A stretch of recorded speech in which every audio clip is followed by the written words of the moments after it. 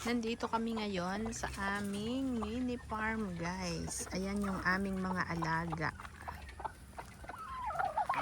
Ayan. Tuka time today. Susunod yan. At ang masipag. Ayan, nagwi-welding ng aming tora-tora na nasira. Saan dyan nasira? Nakrak lang ang welding. Nakarak ang welding. Saan diyan? Ito. Tapos Ah, na. tapos na. Ayan, tayo magtingin ng mangga. Sino sa inyo ang may paborito ng mangga? Oops. Ayan. Ang iba ay walang bunga dahil ito ay organic, guys. Hindi kami nagpapabumba ng mangga. Ikot muna tayo habang aayos ang aking asawa. Ayan ang paligid namin. Tagtuyot. Summer dito sa Pilipinas. Ang aming puno ng balimbing walang bunga ngayon.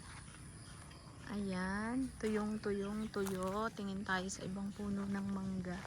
Bisitahin natin, guys.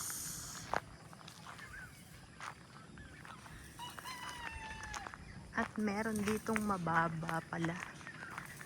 Ayan, kita nyo ba ang bunga? Aking ipinapakita sa inyong lahat. Yan. Taglagas eh.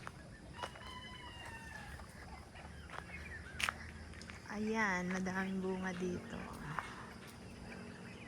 Of course. Ayan, ang aking masipag na asawa. Hi! Hello! Nagpupukpok ng tricycle.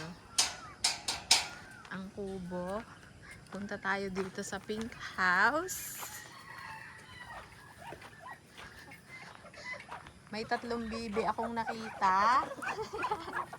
May 3 bibi akong nakita. At doon sa kabilang side, nakain ang mga kambing. Huwag nating guluhin.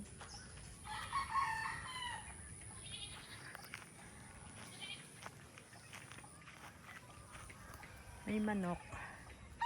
Bukas, yan ang aming ulam, guys. Magtitinola kami.